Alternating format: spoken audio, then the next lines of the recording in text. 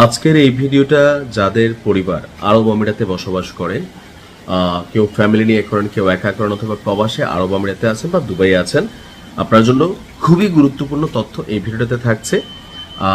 যদি সম্ভব হয় ভিডিওটা শেয়ার করবেন, পাশাপাশি যারা শুনছেন আত্মীয় স্বজন আছে, সাময়িক সময়ের জন্য ছুটি নিয়ে, মিনিমাম 3 মাসের জন্য ছুটি নিয়ে আপনি দেশে ছুটি কাটাতে আসেন।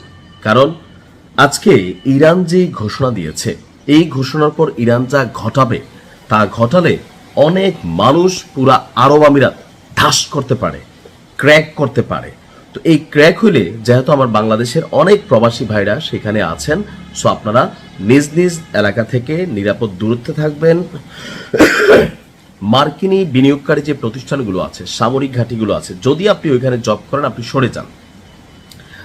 এখন শুধুমাত্র মার্কিন সামরিক বাহিনীর প্রতি ইরানের এই মুহূর্তে গোস্বা হচ্ছে টোটাল আরব আমিরাতকে, বলা হচ্ছে পুরা আরব আমিরাতকে গুড়াই দেবে ইরান। কেন আসলে হঠাৎ করে এই জিতটা আসলো? এটা মেইন কয়েকটা কারণ আছে। এটা মেইন কারণের মধ্যে ইরান বিশ্বাস করে যে ইসরায়েল এবং যুক্তরাষ্ট্র যৌথভাবে ইরানে যে অভিযান চালাচ্ছে, এতে সরাসরি সংযুক্ত আরব আমিরাত তারা জড়িত আছে এবং ইরান এটাকে বিশ্বাস করে।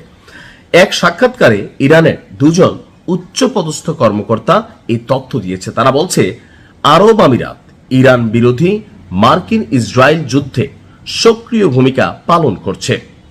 কোন ধরনের স্থল অভিযান যদি শুরু হয়, অর্থাৎ মার্কিন প্রেসিডেন্ট ডোনাল্ড ট্রাম্প যেই 10,000 সেনা দিয়ে দেশের ভেতরে এবং বাহিরে বিশেষ যে অভিযান শুরু করতে যাচ্ছে ইরানকে দখল করার জন্য, যদি এমন কোনো পদক্ষেপ বাস্তবায়নের দিকে যায় মার্কিন যুক্তরাষ্ট্র, এজ এ রেজাল্ট আমিরাতের, শুধুমাত্র মার্কিন যুক্তরাষ্ট্রের সম্পদ না, আমিরাতের রাষ্ট্রীয় সম্পদগুলোকেও হামলার টার্গেট করবে ইরান এবং ব্যাপক হামলা করবে। এগুলোকে ধুলোর সাথে মিশিয়ে দিবে, বুর্জ আল খলিফারেও খুঁজা নাও পাওয়া যাইতে পারে। আর অন্যদিকে ইরান তাদের যে প্রস্তুতি হিসাবে নিজস্ব 10 লক্ষ সেনা তারা কিন্তু প্রস্তুত করে রাখছে। 1 মাস ধরে চলা এই যুদ্ধে ইরানের বক্তব্য হচ্ছে যে সংযুক্ত আরব আমিরাত অর্থনৈতিকভাবে, কৌশলগতভাবে, উস্কানিগতভাবে মার্কিন যুক্তরাষ্ট্রের কান ভারী করেছে। অতীতে এমনিতেও একটা দ্বীপ নিয়ে ইরান এবং আরব আমিরাতের মধ্যে লড়াই ছিল, যেটা এখন ইরানের দখলে আছে।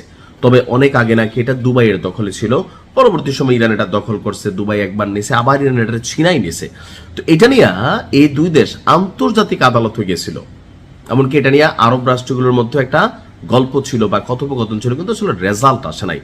তো সেখান থেকে পাশাপাশি ইসরায়েলের সাথে আরব রাষ্ট্রগুলো, আর বিশেষ করে আরব আমিরাতের যেই সখ্যতা, স্বীকৃতি দেওয়া, বিভিন্ন ধরনের অবস্থান নেওয়া, তো সবকিছু মিলিয়ে ইরান এমনিতেই আপনার অনেকটা ক্ষিপ্ত আরব আমিরাতের উপর।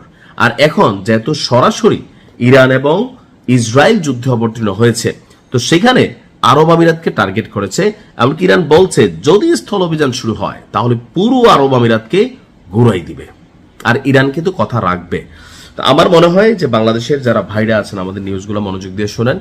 সাময়িক ছুটিতে হোক, 2 মাসের হোক, 3 মাসের, আপনি দেশে চলে আসেন।